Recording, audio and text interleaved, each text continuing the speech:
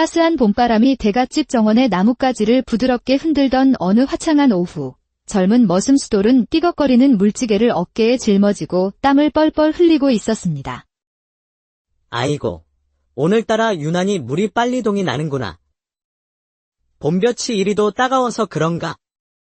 묵직한 물동이의 무게에 휘청이며 걷던 수돌은 발밑의 돌뿌리를 미쳐보지 못하고 그만 크게 넘어지고 말았습니다. 요란한 소리와 함께 물동이가 깨지고 맑은 샘물이 흙바닥을 흥건히 적셨습니다. 그 모습을 부엌 쪽에서 지켜보던 여종 옥분이가 못마땅한 듯 인상을 팍 찌푸렸습니다. 저런. 물을 2번 길어오면 한 번은 꼭 쏟아버리는구나. 정신 좀 차리고 일해라, 응? 그게 이 낡아빠진 물지개가 역말을 들어야 말이지. 핑계는 샘물처럼 솟는구나. 일 못하는 놈이 연장 탓하는 거 몰라? 알았다. 알았어. 이번에는 조심해서 길어올 테니 잔소리 좀 그만하거라. 수돌이 투덜거리며 깨진 물동이 조각을 치우던 바로 그때였습니다. 담장 너머로 고운 비단 치마를 입은 한 여인이 나타났습니다. 바로 이 집의 안주인인 최 씨 부인이었지요. 순간 붉은 비단 치맛자락이 봄바람에 가볍게 흩날리며 버선 아래로 그녀의 새하얀 발목이 언뜻 드러났습니다. 수돌은 저도 모르게 넋을 잃고 그 모습을 멍하니 바라보았습니다. 그러다 그만 발을 헛디뎌 남은 물동이마저 엎지르고 말았습니다. 아이고, 이를 어쩌면 좋으냐. 최 씨 부인은 수돌의 우스꽝스러운 모습에 입가를 가리며 곁에 섞인 웃음을 터뜨렸습니다. 어머, 수돌이가 어디에 정신이 팔렸나 보구나. 무엇을 그리 넋놓고 보다가 물동이까지 엎지른 것이냐? 수돌은 얼굴이 홍당무처럼 붉어져 황급히 고개를 푹 숙였습니다. 바로 그때 마당 건너편에서 위험 있는 걸음걸이로 이 집의 주인인 김대감이 걸어오고 있었습니다. 대감마님, 송구하옵니다. 제가 저 담장 넘어 활짝 핀 매화에 잠시 정신이 팔려 그만. 핑계 한번 그럴싸하구나. 그래, 봄날의 매화는 사내의 마음을 빼앗기 십상이지.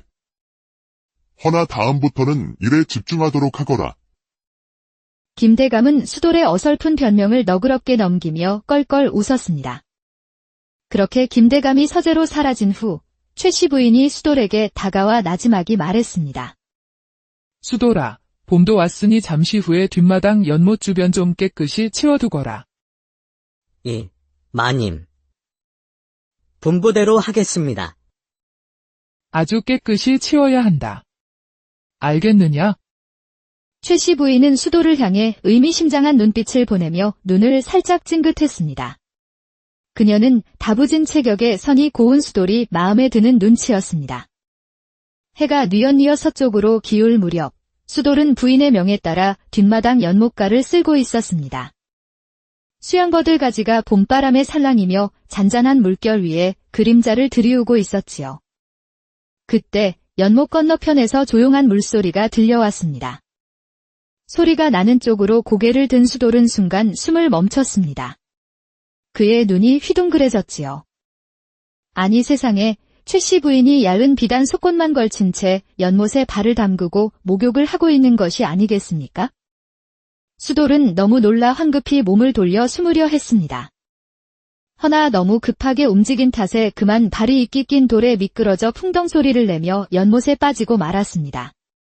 그 소리에 부인은 깜짝 놀란 듯 했지만 어째서인지 그 표정에는 당황한 기색보다 묘한 미소가 어려 있었습니다. 그녀는 일부러 아주 느릿하게 옷깃을 여미며 말했습니다. 어머나, 수돌이가 아니냐? 어찌하여 그 연못에 빠진 것이냐? 마님. 송구하옵니다. 제가 청소를 하다가 그만 실수로. 수돌은 허둥지둥 연못에서 기어나오며 고개를 들지 못했습니다. 흠뻑 젖은 옷이 그의 건장한 몸의 윤곽을 그대로 드러내고 있었지요. 연못 근처는 늘 위험한 법이지. 특히 보지 말아야 할 것을 보았을 때는 더욱 그러하지 않겠느냐? 그것이 불가항력이었던지라. 호호, 제법 어려운 말도 쓸 줄 아는구나. 그러니 더 귀여워 보이는구나. 부인의 노골적인 말에 수돌은 얼굴이 터질 듯 붉어져 어쩔 줄을 몰라 했습니다. 그나저나 옷이 다 젖었구나. 감기 들겠다. 어서 내 방으로 와서 마른 옷으로 갈아입거라. 아닙니다, 마님. 이대로 햇볕에 말려도 괜찮습니다. 수돌은 마치 도망치듯 그 자리를 황급히 벗어났습니다. 부인은 그의 당황한 뒷모습을 바라보며 부채로 입가를 가린 채 의미심장한 미소를 지었지요. 그날 밤 수돌은 연못에서 목욕하던 부인의 모습이 머릿속에서 떠나지 않아 밤새 뒤척이며 잠을 이루지 못했습니다. 다음 날 이른 아침, 수돌은 복잡한 마음을 떨치려 뒷산으로 나무를 하러 갔습니다. 힘껏 도끼질을 하다 보면 어지러운 마음이 조금은 가라앉을까 싶었지요. 하지만 도끼를 휘두르는 순간에도 자꾸만 어제의 일이 떠올라 괴로웠습니다. 그때 고요한 산속에서 낭낭한 목탁 소리가 울려 퍼졌습니다. 젊은이, 그 도끼로 나무가 아니라 마음속 번뇌를 배려하는구나. 자욱한 안개 속에서 백발이 성성한 노승 한 분이 천천히 모습을 드러냈습니다. 노승은 맑고 깊은 눈빛으로 수도를 가만히 바라보았지요. 스님. 그리 갑자기 나타나시면 어쩝니까? 하마터면 도끼에 큰일 날 뻔했습니다. 자네의 눈빛이 심히 흐려 보이는구나. 대체 무슨 일로 마음이 그리 심란한 게냐? 스님, 만약 닿을 수 없이 높은 곳에 핀 꽃을 보게 된다면 그것을 꺾어야 합니까? 아니면 그저 멀리서 바라만 봐야 합니까? 어찌하여 한낮꽃의 아름다움에 마음이 흔들리는가?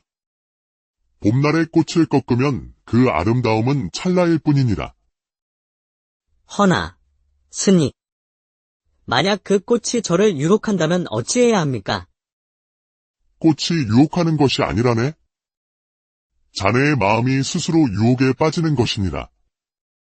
물에 비친 달을 잡으려 했으면 손만 젖을 뿐, 달은 잡을 수 없는 법이지. 수돌은 스님의 말씀을 곱씹으며 무거운 발걸음으로 산을 내려왔습니다. 그러나 집에 돌아오자마자 부인의 모습이 다시금 떠올라 그의 마음은 또다시 심하게 흔들렸습니다. 수돌아, 이리 오너라. 내가 광에서 찾을 물건이 있는데 내가 좀 도와주어야겠다. 마님. 수돌은 부인을 따라 어두컴컴한 창고 안으로 들어섰습니다. 그리고는 눈이 왕방울만하게 커지고 말았지요. 부인은 비단더미 위에 요염하게 앉아 있었고 그녀의 저고리 고름은 반쯤 풀어져 속살이 희미하게 보였습니다. 수돌아, 이리 가까이 와서 내 옷고름 좀 고쳐다오. 어찌 된 일인지 자꾸만 풀어지는구나. 마님. 그런 일은 제가 아니라 옥군이 같은 여종이 해야 할 일이 아니옵니까? 여종들은 지금 모두 바쁘다고 하더구나. 어서 내가 좀 고쳐주렴. 그리 어려운 일도 아니지 않느냐? 부인은 곁에 섞인 미소를 지으며 바늘과 실을 건넸습니다. 수돌의 손이 사시나무처럼 떨리다 그만 바늘을 바닥에 떨어뜨리고 말았습니다. 아이고, 송구합니다. 수돌은 바늘을 찾기 위해 허둥지둥 비단더미 사이를 뒤적였습니다. 부인은 그런 수돌의 순진한 모습을 즐기듯 그윽하게 바라보았지요. 수돌아, 너는 어찌 그리 긴장을 하느냐? 내가 그리 무서운 사람이더냐? 아닙니다, 마님. 제 손이 워낙 서툴러서 그러하옵니다. 부인은 한 걸음 더 다가와 수돌의 어깨에 가만히 손을 얹었습니다. 그녀의 은은한 향내가 수돌의 코끝을 스쳤습니다. 수돌아, 내가 나를 바라보는 그 눈빛이 예사롭지 않음을 내가 모를 줄 아느냐? 그 순간 수돌은 산에서 만난 노승의 가르침을 떠올렸습니다. 마님, 하늘에 달을 손에 넣으려 하면 허공의 그림자만 남을 뿐이라 들었습니다. 저는 마님을 우러러볼 뿐, 그 이상의 분수에 넘치는 생각은 하지 않사옵니다. 하늘의 달이라. 참으로 그럴듯한 비유로구나. 허나, 달이 잔잔한 물에 비치면 손에 잡힐 듯 가까워지는 법이지. 부인은 수돌의 지혜로운 거절에 실망하기는커녕 오히려 더 큰 매력을 느끼는 듯 했습니다. 수돌은 재빨리 바늘을 찾아 부인에게 건네고는 서둘러 창고를 나섰습니다. 그의 가슴은 금방이라도 터질 듯이 격하게 뛰고 있었지요. 며칠 뒤 김대감이 수돌을 서재로 불렀습니다. 들어오너라, 수돌아. 수돌은 조심스럽게 서재로 들어섰습니다. 김대감은 붓을 들어 막 서찰을 쓰고 있었지요. 이 서찰을 월암사 주지스님께 전해드려야 하느니라. 아주 중요한 내용이니 절대 잃어버리거나 훼손해서는 아니 된다. 예, 대감마님. 소인이 목숨을 걸고 온전히 전하겠사옵니다. 긴장한 나머지 수돌은 그만 팔꿈치로 옆에 있던 먹그릇을 툭 치고 말았습니다. 시커먼 먹물이 대감이 막 다 쓴 서찰 위로 폭포수처럼 쏟아졌습니다. 이놈, 수돌아. 또 실수를 하였느냐? 아이고. 죽을 죄를 지었사옵니다. 대감마님. 엥, 쯧쯧. 이 중요한 서찰을 완전히 망쳐버렸구나. 한참 공들여 쓴 글을 망쳤으니 인자하기로 소문난 김대감도 화를 참지 못하고 쌍심지를 켰습니다. 기겁한 수돌은 자기도 모르게 얼른 붓을 들어 새 종이에 글을 쓰기 시작했습니다. 대감마님, 염려 마십시오. 제가 그 내용을 전부 기억하고 있사옵니다. 뭐라고? 내가 그 긴 내용을 다 기억한단 말이냐? 수돌은 한 번 곁눈질로 본 그 긴 내용을 한자도 틀리지 않고 막힘없이 써 내려갔습니다. 어느새 김대감이 썼던 원래 서찰과 똑같은 내용이 완벽하게 복원되었지요. 놀랍구나. 일개머슴에게 어찌 이런 비범한 재주가 있을 줄이야. 김대감은 수돌의 모습을 위아래로 유심히 뜯어보았습니다. 그의 눈빛에는 의심과 깊은 호기심이 교차했지요. 수돌아, 내가 우리 집에 온 지도 어느덧 3년이 다 되어 가는구나. 허나 나는 아직도 내 과거에 대해 아는 것이 전혀 없구나. 그 말에 수돌의 얼굴이 순간 굳어졌습니다. 사실 수돌, 그의 진짜 이름은 이선우. 한때 명망 높은 양반가의 자제였습니다. 하지만 억울한 영모에 휘말려 가문이 풍비박산 난 후 신분을 숨긴 채 머슴살이를 하고 있었던 것입니다. 소인은 그저 대감님의 은혜 덕분에 이곳에서 지내고 있을 뿐입니다. 그러하냐? 허나 내 말투와 몸가짐은 평범한 머슴의 그것과는 사뭇 다르구나. 언젠가는 내 진짜 이야기를 들려줄 날이 있겠지. 수돌은 그저 고개를 숙일 뿐이었습니다. 그의 마음속에는 언젠가 가문의 명예를 되찾고 싶다는 뜨거운 야망이 불타올랐습니다. 그날 밤 대청마루에서 손님맞이 잔치가 끝난 후 수돌은 늦게까지 뒷정리를 하고 있었습니다. 그때 정원 한편 등불 아래에서 책을 읽고 있는 아름다운 여인의 모습이 보였습니다. 바로 김대감의 외동딸 연화 아씨였지요. 이 늦은 시간에 누구십니까? 아버님께서 말씀하시던 그 머슴이로구나. 수돌은 그제야 그녀가 연화 아씨임을 알아보고 황급히 고개를 숙였습니다. 아씨, 송구하옵니다. 소인은 대청마루를 정리하던 머슴 수돌이라 하옵니다. 오늘 낮에 사대부 어르신들의 시구를 바로잡아 주었다고 들었다. 아닙니다. 제가 주제넘은 짓을 하여 아씨를 불쾌하게 해드렸습니다. 아니다. 그 시구의 깊이를 어찌 그리 잘 알아챘느냐? 보통 머슴이라면 알 수 없는 이치인데. 수돌은 대답 대신 곁에 놓인 부서진 부채를 고치려 애쓰며 나지막이 을조렸습니다. 부러진 부채는 달빛 아래 고치려 하나 부러진 인연은 어찌 다시 고치리요. 그 시를 듣는 순간 연화 아씨의 눈이 동그랗게 커졌습니다. 그녀는 수돌을 완전히 새로운 눈으로 바라보기 시작했지요. 그 시는 참으로 훌륭하구나. 너에게는 참으로 뛰어난 재주가 있구나. 과찬이십니다, 아씨. 그저 어디선가 주워들은 것을 읊었을 뿐입니다. 그날 밤 두 사람은 댓돌에 나란히 앉아 시간 가는 줄 모르고 시와 학문에 대한 깊은 대화를 나누었습니다. 수돌아, 너는 어찌하여 그런 높은 학식을 갖추고도 머슴으로 살고 있는 것이냐? 세상사 모든 일이 뜻대로만 되지는 않는 법이지요. 마치 짙은 구름 속에 가려진 달처럼 말입니다. 언젠가는 그 구름은 거치고 달은 다시 밝게 빛을 발할 날이 올 것이다. 두 사람은 달빛 아래에서 한동안 말없이 서로를 바라보았습니다. 연하는 수돌의 겸손함과 깊은 학식에, 수돌은 연하의 따뜻한 인품과 총명함에 서로 깊이 끌렸습니다. 하지만 동시에 두 사람 사이에는 결코 넘을 수 없는 신분의 벽이 있다는 것을 실감하며 가슴 아파했지요. 며칠 후, 연하 아씨가 여종 옥분이와 저작거리에 다녀오는 길이었습니다. 그때 좁은 골목길 앞에서 거친 인상의 불량배 3명이 길을 막아섰습니다.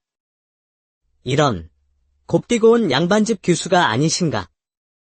그 비단 보따리, 우리에게도 좀 나눠주시면 어떻겠소? 길을 비켜주시오. 내 아버지는 김대감이시니 함부로 굴다가는 큰 화를 입을 것이오. 대감 댁따님이라. 그렇다면 더욱 값진 인질이 되겠구나.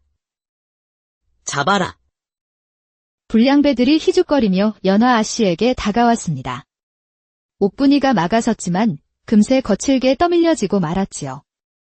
얼굴이 새파랗게 질린 연하가 금방이라도 울음을 터뜨릴 것 같았던 바로 그 순간이었습니다. 아씨, 위험합니다. 수돌이 숨을 헐떡이며 달려왔습니다. 그는 대감의 심부름으로 시장에 왔다가 우연히 이 광경을 목격한 것이었지요. 이 무례한 놈들. 감히 네 집아씨를 해치려 하느냐. 수돌은 용감하게 앞으로 나섰지만 너무 급하게 달려온 탓에 그만 제 발에 걸려 우스꽝스럽게 넘어지고 말았습니다. 불량배들은 그 모습에 배를 잡고 웃음을 터뜨렸지요. 저놈 완전 얼간이로구나. 못들 하느냐, 어서 저놈부터 손봐줘라. 불량배들은 수돌에게 무자비하게 몰매를 놓았습니다. 수돌은 복날개 맞듯이 얻어맞으면서도 끝까지 몸을 던져 연하 아씨를 보호했습니다. 그때 소란을 듣고 포졸들이 달려오자 불량배들은 꽁무니를 빼고 달아났습니다. 수돌은 연하 아씨가 무사한 것을 확인하고 나서야 정신을 잃고 쓰러졌습니다. 수돌이 희미한 의식 속에서 눈을 떴을 때 그의 앞에는 걱정스러운 표정의 연하 아씨가 약 그릇을 들고 앉아 있었습니다. 정신이 드느냐? 어서 이 약을 마시거라. 아씨. 여긴 어디입니까? 급한 대로 근처 주막의 방을 빌렸다. 수돌은 연하가 건네는 약 그릇을 받아 마셨습니다.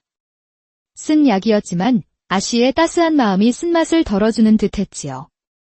이제 상처를 좀 살펴봐야겠다. 윗옷을 벗거라. 수돌의 얼굴이 새빨갛게 달아올랐습니다. 그는 당황하여 말을 더듬었지요. 아씨. 제가 스스로 할 수 있습니다. 말도 안 되는 소리 말거라. 등 뒤에 난 상처를 어찌 혼자 치료하겠다는 게냐? 수돌은 잠시 망설이다 조심스럽게 윗옷을 벗었습니다. 그의 단단한 등에는 시퍼런 피멍이 가득했지요. 연하는 그의 상처에 정성껏 약을 발라주었습니다. 그녀의 부드러운 손길이 닿을 때마다 수돌의 심장은 주체할 수 없이 빠르게 뛰었습니다. 아씨, 제가 어찌 이 큰 은혜를 갚아야 할지. 내가 내 목숨을 구해주었으니 오히려 내가 감사를 해야 할 일이다. 치료를 마친 두 사람은 조용한 방 안에서 서로의 이야기를 나누었습니다. 이제 내 이야기를 좀 들려주렴. 제 이름은 사실 수돌이 아니라 이선우라 합니다. 선우는 마침내 자신의 진짜 신분과 억울하게 몰락한 가문의 사연을 모두 털어놓았습니다. 그런 깊은 아픔이 있었구나. 나 역시 어머니를 일찍 여의고 계모의 구박 속에서 외롭게 지내왔다. 우리는 참 다른 듯하면서도 비슷한 아픔을 가졌구나. 두 사람의 눈빛이 마주쳤고 그 순간 그들의 마음속에는 신분을 뛰어넘는 깊은 감정이 피어났습니다. 선우 도련님. 우리의 만남은 결코 우연이 아닌 것 같습니다. 마치 하늘이 정해준 인연처럼 느껴집니다. 제가 언젠가 잃어버린 이름을 되찾고 당당하게 아씨 앞에 설 수 있는 날이 온다면 그때는 제 진심을 모두 말씀드리고 싶습니다. 예, 그날을 손꼽아 기다리겠습니다. 그 후로 수돌, 아니 선우는 의식적으로 최 씨 부인을 피해 다녔습니다. 연화 아 씨와 마음을 나눈 이상, 더 이상 부인과 부적절한 관계를 이어갈 수는 없었기 때문입니다. 수돌아, 요즘 왜 이리 나를 피하는 것이냐? 그날 밤 이후로 너는 마치 다른 사람이라도 된 듯하구나. 마님, 그날 밤의 일은 실수였습니다. 이제 제 마음은 이미 다른 곳에 있습니다. 그 말에 부인의 눈이 차갑게 빛났습니다. 다른 곳이라니. 설마, 그게 내 의붓딸과 관련된 것은 아니겠지? 부인이 연화 아 씨를 입에 올리자 선우의 얼굴이 굳어졌습니다. 마님, 부디 이 일은 여기서 끝내주십시오. 우리 모두에게 좋지 않은 일입니다. 내가 감히 나를 거부해? 내가 누구인지 잊었느냐? 부인의 눈에서 무서운 질투와 분노가 불꽃처럼 타올랐습니다. 좋다. 하지만 오늘 일을 언젠가 반드시 후회하게 만들어주마. 부인은 도끼 서린 말을 남기고 획 돌아서 가버렸습니다. 며칠 뒤 부인이 다급하게 김대감을 찾아왔습니다. 영감. 큰일 났습니다. 제 가장 값비싼 옥 놀이개가 사라졌습니다. 뭐시? 이 집안에 도둑이 들었단 말이냐? 당장 하인들을 모두 마당으로 모으라. 철저히 조사해야겠다. 모든 하인들이 마당에 모였고 선우는 부인의 차가운 시선이 자신에게 꽂히는 것을 느꼈습니다. 영감. 제가 아무래도 의심 가는 자가 있습니다. 저 머슴 수돌이를 조사해 보시지요. 마님, 소인이 어찌 그런 짓을 하겠습니까? 소인은 결백합니다. 결국 김대감의 명으로 하인들이 선우의 방을 뒤지기 시작했고 얼마 지나지 않아 그의 옷장 깊숙한 곳에서 옥놀이개가 발견되었습니다. 이럴 수가. 소인은 정말로 훔치지 않았습니다. 누군가 저를 모함하는 것이 분명합니다. 김대감의 얼굴이 실망과 분노로 일그러졌습니다. 증거가 이리도 명백한데 무슨 변명이냐? 당장 관아에 넘기는 것이 마땅하나 그간의 정을 생각해 우선 창고에 가두어 두겠다. 그곳에서 내 죄를 깊이 반성하거라. 이 소식을 들은 연하 아 씨는 직감했습니다. 이것이 계모의 계략이라는 것을요. 오쁘나, 며칠 전 밤에 새어머니께서 몰래 누군가를 부르는 것을 보았다고 했지? 그 사내를 찾아야겠다. 연화는 옥분이의 도움으로 그날 밤 부인을 찾아왔던 열쇠장인을 찾아냈습니다. 그날 저녁, 연화는 아버지와 새어머니를 서재로 부르고 열쇠장인을 증인으로 내세웠습니다. 소인은 동네에서 열쇠 일을 하는 사람입니다. 며칠 전 마님께서 부르셔서 수돌이라는 머슴의 옥교의 자물쇠를 아무도 모르게 열어달라 하셨습니다. 열쇠장인의 증언에 부인의 얼굴은 새하얗게 질렸고 김대감의 얼굴은 분노로 붉게 타올랐습니다. 부인. 이것이 다 사실이요. 결국 부인은 모든 죄를 자백했고 김대감은 그녀에게 이혼을 명하며 친정으로 쫓아냈습니다. 그리고 즉시 선우를 풀어주라 명했지요. 며칠 후 김대감은 선우를 다시 서재로 불렀습니다. 선우야, 이제 너의 진짜 이름이 이선우라는 것을 알게 되었다. 내 아비는 나의 오랜 친구였느니라. 대감마니, 그동안 신분을 숨겨온 것을 용서해 주십시오. 괜찮다. 내가 너를 명문서원으로 보내 공부할 기회를 주겠다. 내 재능이라면 능히 과거에 급제하여 가문을 다시 일으킬 수 있을 것이다. 선우는 믿을 수 없다는 표정으로 고개를 들었고 이내 감격의 눈물을 흘리며 큰 절을 올렸습니다. 떠나기 전날 밤, 선우는 정원에서 연화 씨와 마지막 만남을 가졌습니다. 서원에 가서 부디 열심히 공부하십시오. 도련님의 꿈이 이루어질 것을 굳게 믿습니다. 아씨 곁을 떠나는 것이 너무나 아쉽습니다. 하지만 반드시 당당한 모습으로 돌아와 아씨 앞에 다시 서겠습니다. 연화는 눈물을 머금은 채 품에서 작은 비녀를 꺼내 선우에게 건넸습니다. 이 비녀를 가져가십시오. 이것이 도련님을 기다리는 제 마음의 증표입니다. 반드시 돌아오겠습니다. 그렇게 두 사람은 아쉬운 이별을 했습니다. 선우는 서원으로 향했고 연화는 그의 뒷모습을 오래도록 바라보았지요. 그리고 3년의 세월이 흘렀습니다. 이선우는 마침내 장원 급제하여 젊은 관리가 되었고 김대감의 도움으로 아버지의 억울한 누명까지 벗겨 가문을 되찾았습니다. 그러나 그는 한 가지 슬픈 소식을 듣게 되었지요. 연화 아씨가 2년 전 아버지의 명으로 혼인했다가 불과 1년 만에 남편을 여의고 젊은 과부가 되었다는 소식이었습니다. 선우는 품속에서 3년간 간직해온 낡은 비녀를 꺼내보며 깊은 한숨을 내쉬었습니다. 아씨가 그런 슬픈 일을 겪으셨다니 국법은 과부의 재가를 엄격히 금하고 있는데 우리 사이에는 또다시 거대한 벽이 생겼구나. 마침내 선우는 오랜만에 김대감의 저택을 찾았습니다.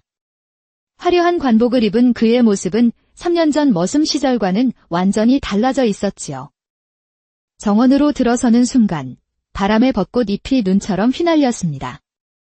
그가 손으로 꽃잎을 쓸어내리는 순간 저편 벚꽃나무 아래 서 있는 한 여인의 모습이 보였습니다. 바로 과부가 된 연화였지요. 3년의 세월이 흘렀지만 그녀의 단아한 아름다움은 여전했습니다. 선우는 너무 놀란 나머지 발을 헛디뎌 돌계단에서 미끄러지고 말았습니다. 3년 전 처음 만났을 때처럼 그는 또다시 우스꽝스럽게 넘어졌습니다. 어머나, 괜찮으십니까? 연화가 놀라 달려와 넘어진 선우에게 손을 내밀었습니다. 그 순간 두 사람의 눈이 마주쳤습니다. 당신은? 설마. 수돌. 아니, 선우 도련님. 아씨. 오랜만에 뵙습니다. 두 사람은 한동안 말없이 서로를 바라보았습니다. 3년이라는 긴 세월이 한순간에 무너지는 듯했지요. 제가 약조대로 돌아왔습니다. 연화의 눈에도 맑은 눈물이 고였습니다. 그녀는 미소를 지으며 고개를 끄덕였지요. 강대감이라 불러야겠군요. 장원 급제하셨다는 소식을 들었습니다. 정말 자랑스럽습니다.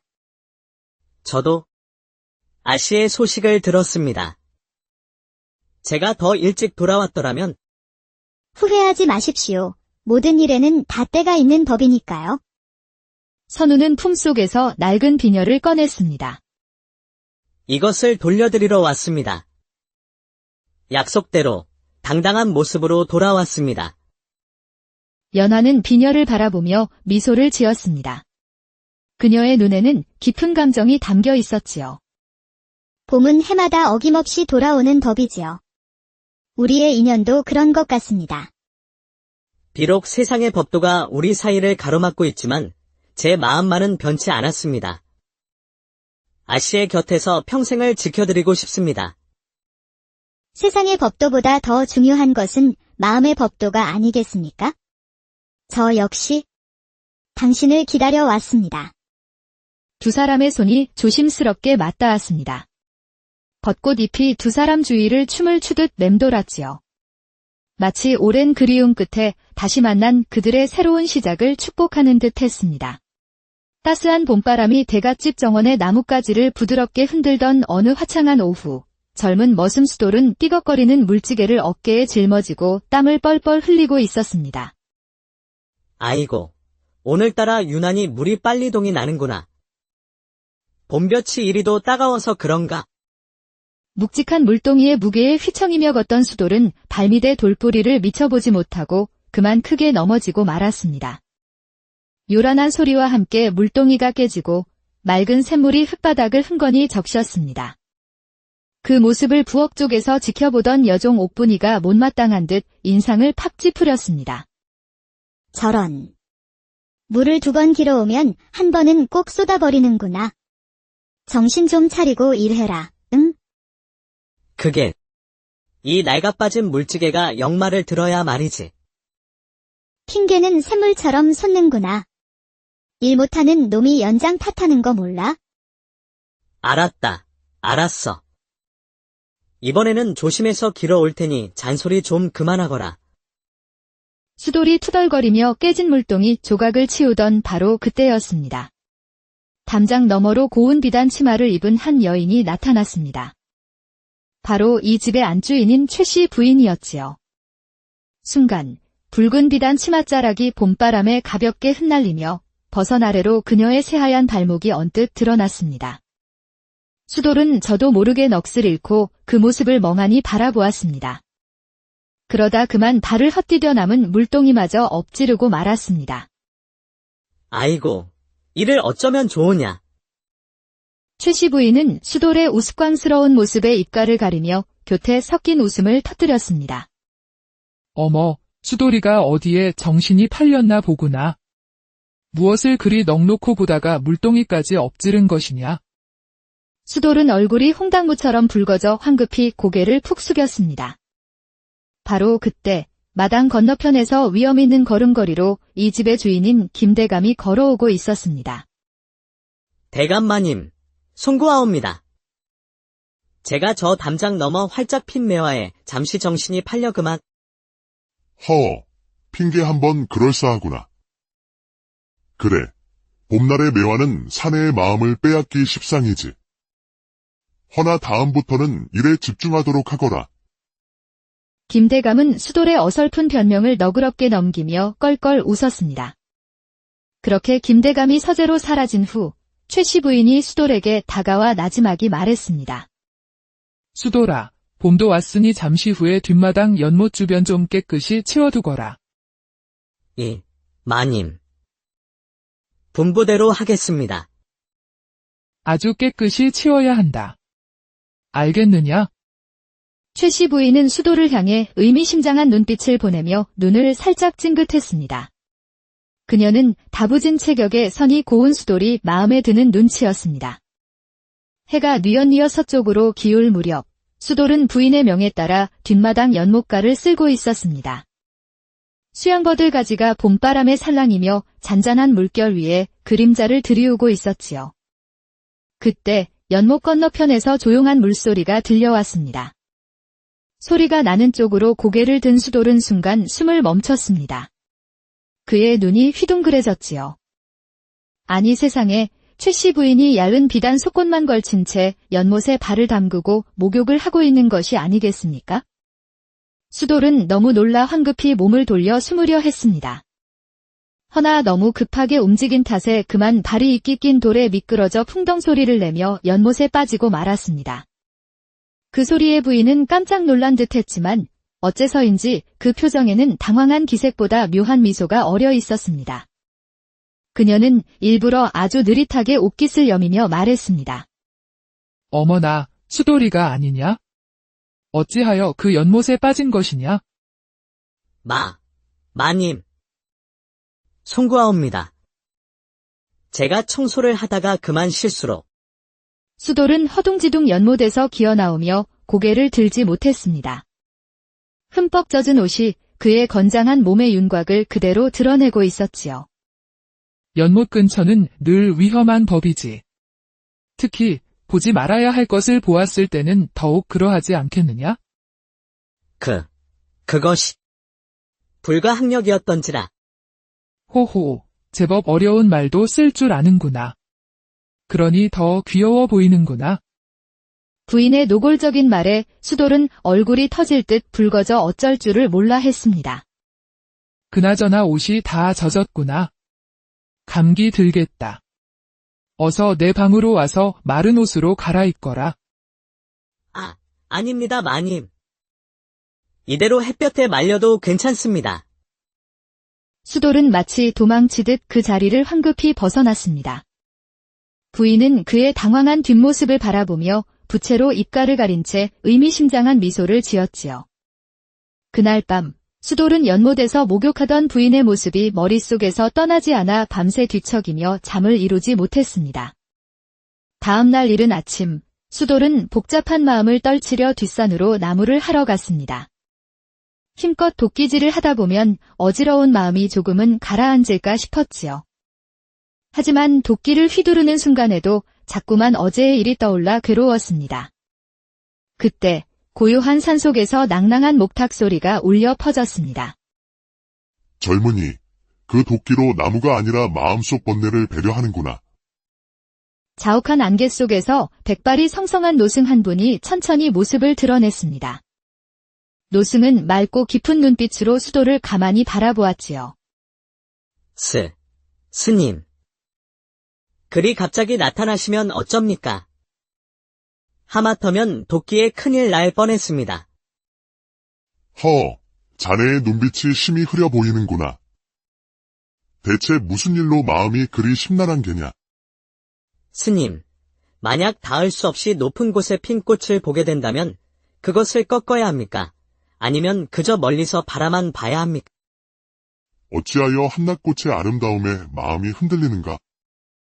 봄날의 꽃을 꺾으면 그 아름다움은 찰나일 뿐이니라. 허나, 스님. 만약 그 꽃이 저를 유혹한다면 어찌해야 합니까? 꽃이 유혹하는 것이 아니라네? 자네의 마음이 스스로 유혹에 빠지는 것이니라. 물에 비친 달을 잡으려 했으면 손만 젖을 뿐, 달은 잡을 수 없는 법이지. 수돌은 스님의 말씀을 곱씹으며 무거운 발걸음으로 산을 내려왔습니다. 그러나 집에 돌아오자마자 부인의 모습이 다시금 떠올라 그의 마음은 또다시 심하게 흔들렸습니다. 수돌아, 이리 오너라. 내가 광에서 찾을 물건이 있는데 내가 좀 도와주어야겠다. 마님. 수돌은 부인을 따라 어두컴컴한 창고 안으로 들어섰습니다. 그리고는 눈이 왕방울만하게 커지고 말았지요. 부인은 비단 더미 위에 요염하게 앉아 있었고 그녀의 저고리 고름은 반쯤 풀어져 속살이 희미하게 보였습니다. 수돌아, 이리 가까이 와서 내 옷고름 좀 고쳐다오. 어찌 된 일인지 자꾸만 풀어지는구나. 마님. 그런 일은 제가 아니라 옥분이 같은 여종이 해야 할 일이 아니옵니까? 여종들은 지금 모두 바쁘다고 하더구나. 어서 내가 좀 고쳐주렴. 그리 어려운 일도 아니지 않느냐? 부인은 교태 섞인 미소를 지으며 바늘과 실을 건넸습니다. 수돌의 손이 사시나무처럼 떨리다 그만 바늘을 바닥에 떨어뜨리고 말았습니다. 아이고, 송구합니다. 수돌은 바늘을 찾기 위해 허둥지둥 비단 더미 사이를 뒤적였습니다. 부인은 그런 수돌의 순진한 모습을 즐기듯 그윽하게 바라보았지요. 수돌아, 너는 어찌 그리 긴장을 하느냐? 내가 그리 무서운 사람이더냐? 아닙니다, 마님. 제 손이 워낙 서툴러서 그러하옵니다. 부인은 한 걸음 더 다가와 수돌의 어깨에 가만히 손을 얹었습니다. 그녀의 은은한 향내가 수돌의 코끝을 스쳤습니다.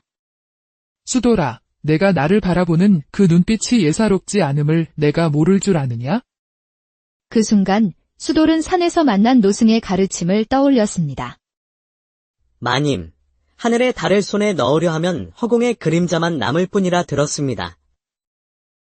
저는 마님을 우러러볼 뿐, 그 이상의 분수에 넘치는 생각은 하지 않사옵니다. 하늘의 달이라. 참으로 그럴듯한 비유로구나. 허나, 달이 잔잔한 물에 비치면 손에 잡힐 듯 가까워지는 법이지. 부인은 수돌의 지혜로운 거절에 실망하기는커녕 오히려 더 큰 매력을 느끼는 듯 했습니다. 수돌은 재빨리 바늘을 찾아 부인에게 건네고는 서둘러 창고를 나섰습니다. 그의 가슴은 금방이라도 터질 듯이 격하게 뛰고 있었지요. 며칠 뒤 김대감이 수돌을 서재로 불렀습니다. 들어오너라, 수돌아. 수돌은 조심스럽게 서재로 들어섰습니다. 김대감은 붓을 들어 막 서찰을 쓰고 있었지요. 이 서찰을 월암사 주지스님께 전해드려야 하느니라. 아주 중요한 내용이니 절대 잃어버리거나 훼손해서는 아니 된다. 대감마님. 소인이 목숨을 걸고 온전히 전하겠사옵니다. 긴장한 나머지 수돌은 그만 팔꿈치로 옆에 있던 먹그릇을 툭 치고 말았습니다. 시커먼 먹물이 대감이 막 다 쓴 서찰 위로 폭포수처럼 쏟아졌습니다. 이놈, 수돌아. 또 실수를 하였느냐? 아이고. 죽을 죄를 지었사옵니다. 대감 마님. 엥, 쯧쯧. 이 중요한 서찰을 완전히 망쳐버렸구나. 한참 공들여 쓴 글을 망쳤으니 인자하기로 소문난 김대감도 화를 참지 못하고 쌍심지를 켰습니다. 기겁한 수돌은 자기도 모르게 얼른 붓을 들어 새 종이에 글을 쓰기 시작했습니다. 대감 마님, 염려 마십시오. 제가 그 내용을 전부 기억하고 있사옵니다. 뭐라고? 내가 그 긴 내용을 다 기억한단 말이냐? 수돌은 한 번 곁눈질로 본 그 긴 내용을 한자도 틀리지 않고 막힘없이 써 내려갔습니다. 어느새 김대감이 썼던 원래 서찰과 똑같은 내용이 완벽하게 복원되었지요. 놀랍구나.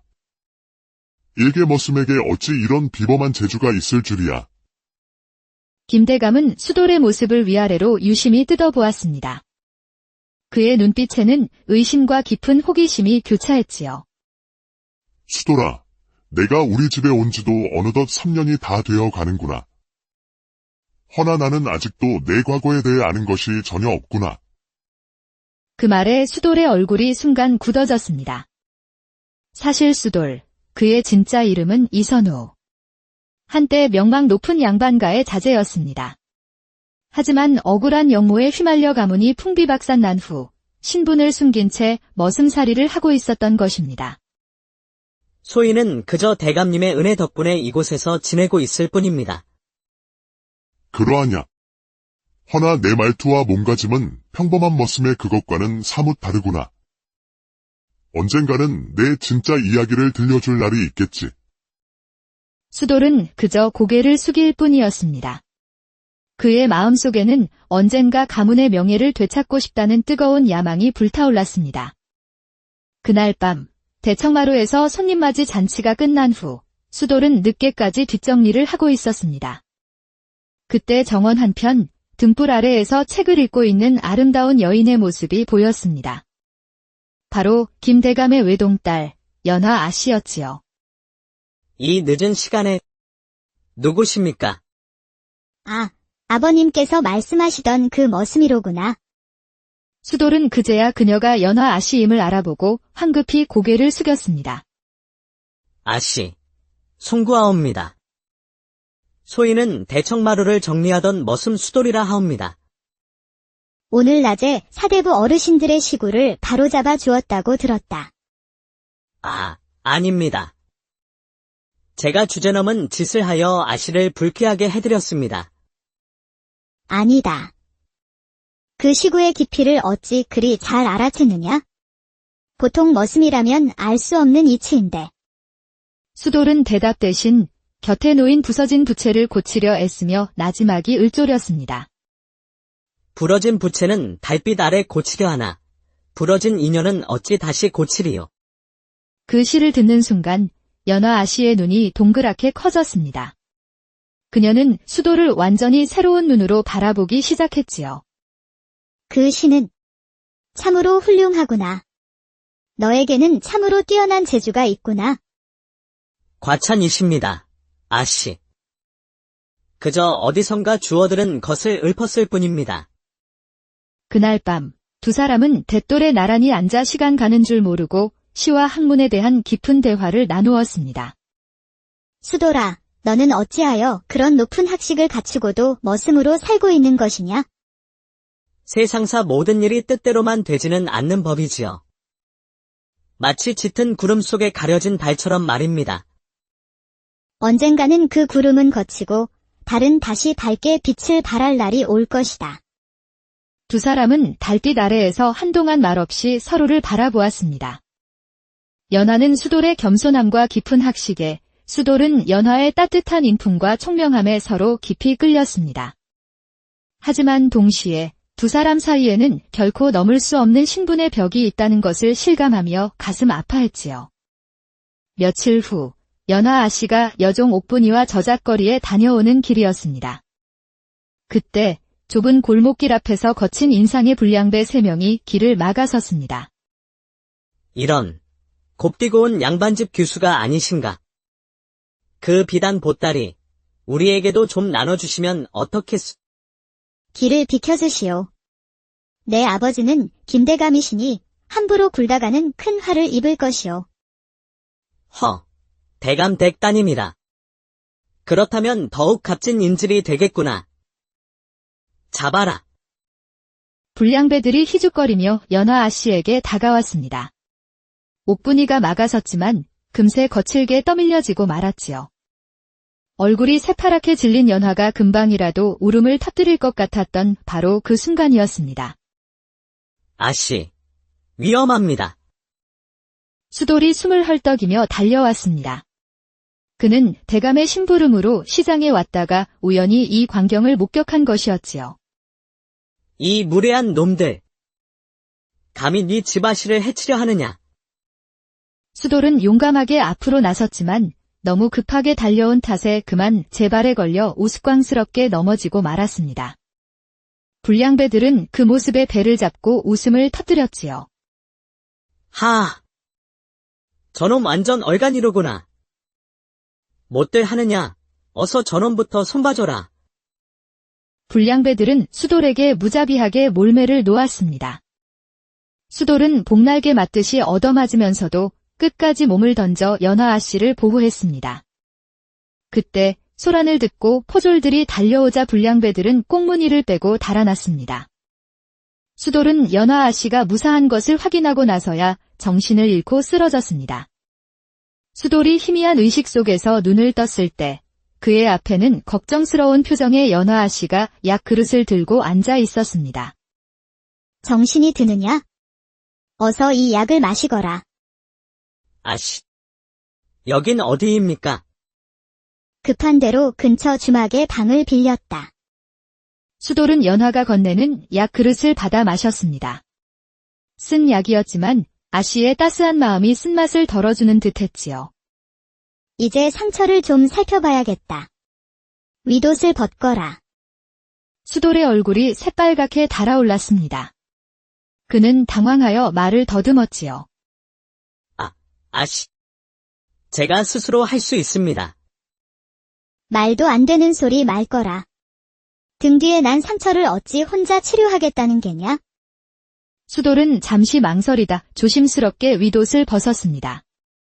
그의 단단한 등에는 시퍼런 피멍이 가득했지요. 연하는 그의 상처에 정성껏 약을 발라주었습니다.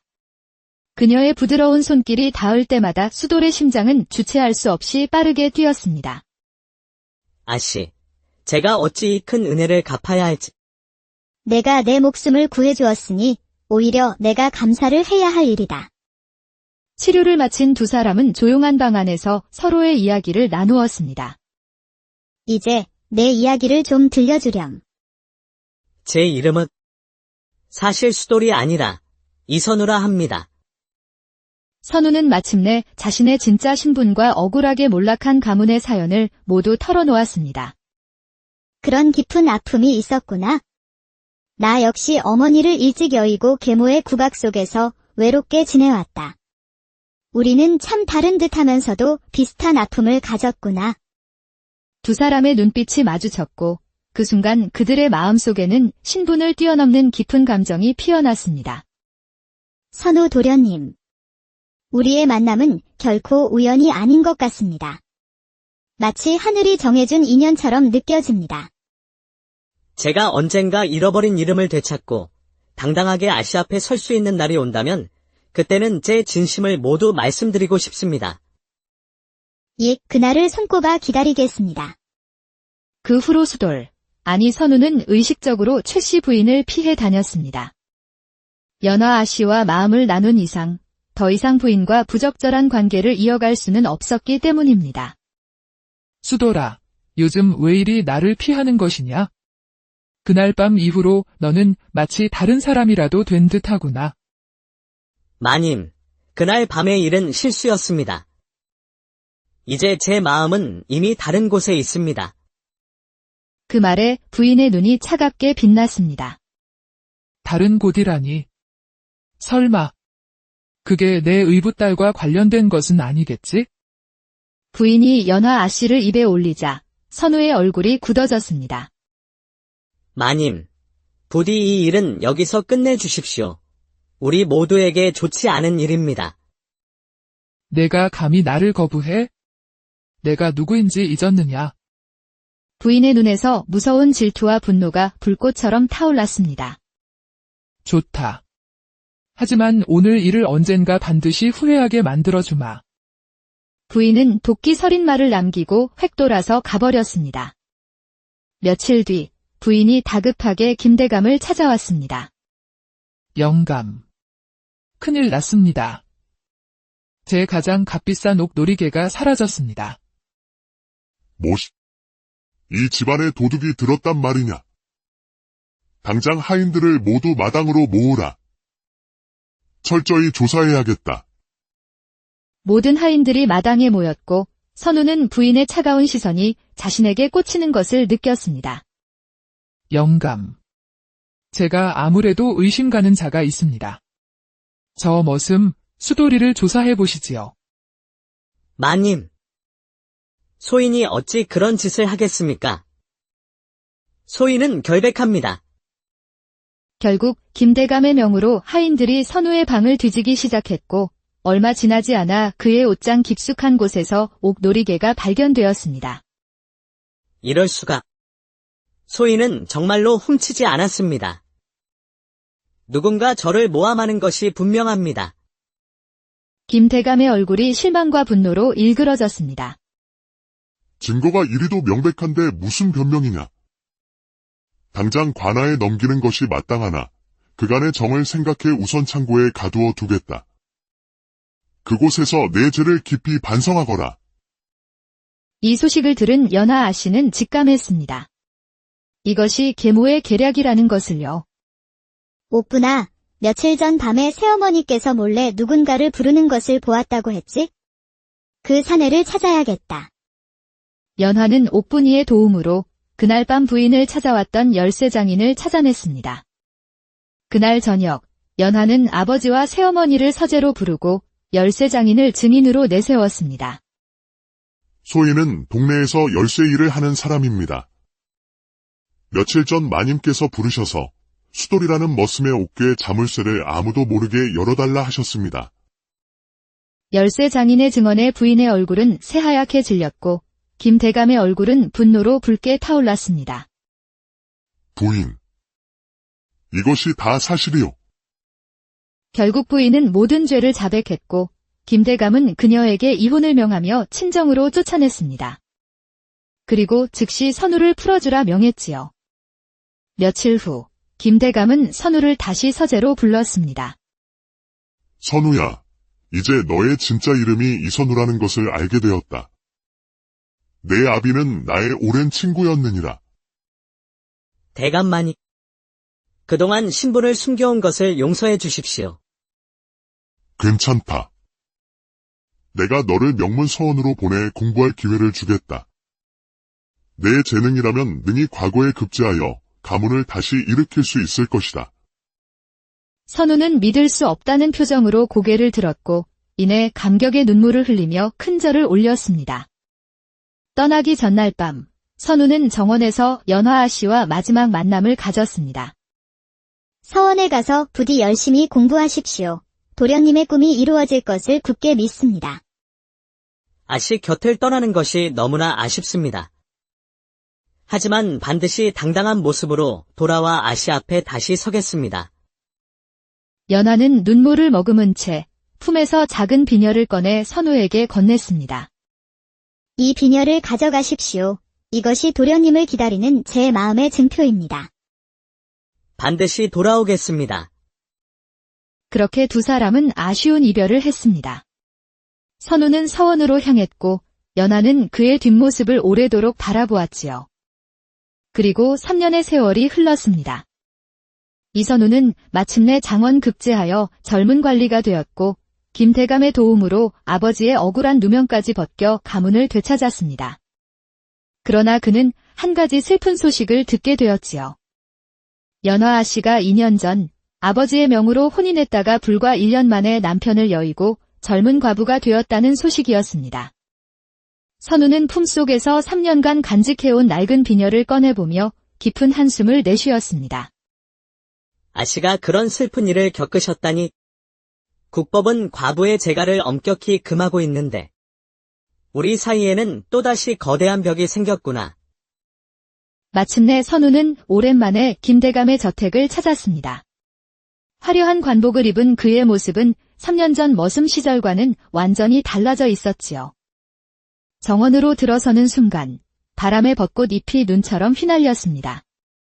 그가 손으로 꽃잎을 쓸어내리는 순간 저편 벚꽃나무 아래 서 있는 한 여인의 모습이 보였습니다. 바로 과부가 된 연화였지요. 3년의 세월이 흘렀지만 그녀의 단아한 아름다움은 여전했습니다. 선우는 너무 놀란 나머지 발을 헛디뎌 돌계단에서 미끄러지고 말았습니다. 3년 전 처음 만났을 때처럼 그는 또다시 우스꽝스럽게 넘어졌습니다. 어머나, 괜찮으십니까?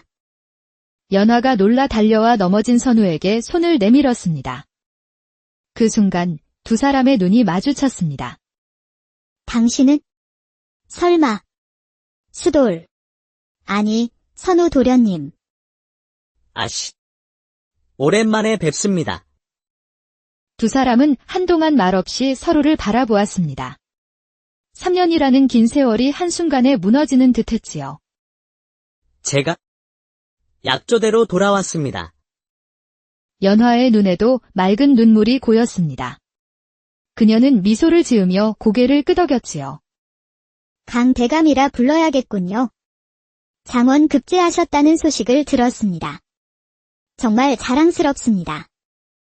저도 아씨의 소식을 들었습니다.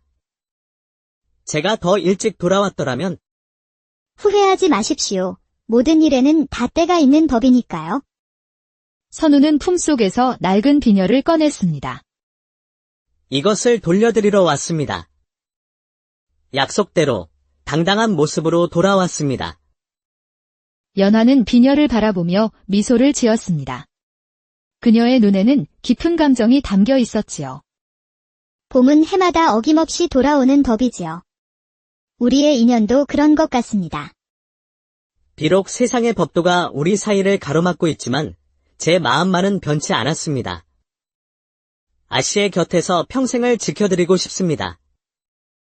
세상의 법도보다 더 중요한 것은 마음의 법도가 아니겠습니까?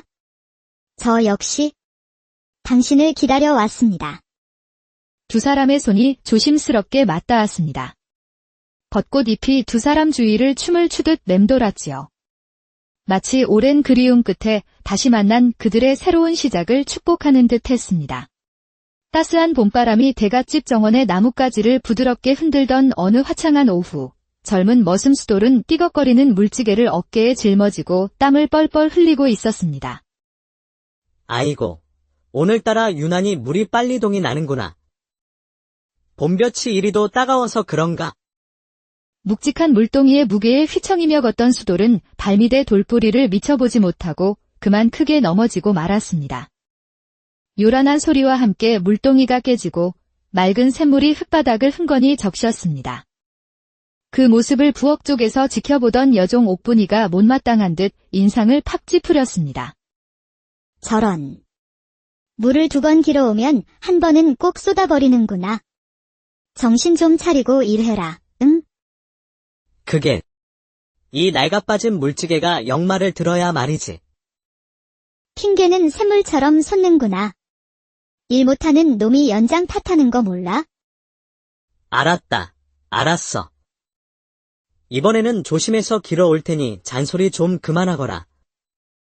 수돌이 투덜거리며 깨진 물동이 조각을 치우던 바로 그때였습니다. 담장 너머로 고운 비단 치마를 입은 한 여인이 나타났습니다. 바로 이 집의 안주인인 최 씨 부인이었지요. 순간 붉은 비단 치맛자락이 봄바람에 가볍게 흩날리며 버선 아래로 그녀의 새하얀 발목이 언뜻 드러났습니다. 수돌은 저도 모르게 넋을 잃고 그 모습을 멍하니 바라보았습니다. 그러다 그만 달을 헛디뎌 남은 물동이마저 엎지르고 말았습니다. 아이고, 이를 어쩌면 좋으냐. 최씨 부인은 수돌의 우스꽝스러운 모습에 입가를 가리며 곁에 섞인 웃음을 터뜨렸습니다.